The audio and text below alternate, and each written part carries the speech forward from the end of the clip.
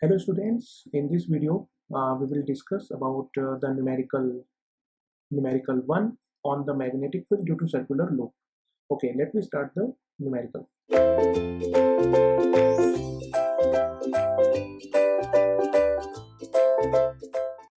Given a circular loop at x square plus y square is equal to 9 and z is equal to 0, carries a DC current of 10 ampere in plus Fi direction.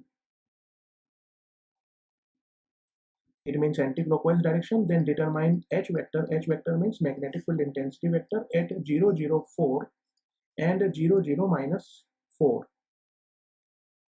Okay, let me start the solution. This is the ring which is carrying the current of 10 ampere, and we have to calculate the magnetic field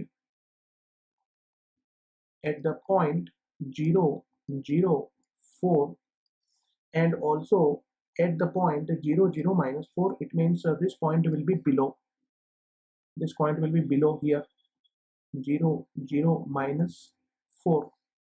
But at both the points magnetic field will be same because the direction of current is not changing. So H vector, it is equal to Ia square upon 2a square plus h square to the power of 3 by 2, as we derived this expression in the previous videos. Az vector, so I is 10, a square is 9, az upon 2, 9 plus 16 to the power of 3 by 2.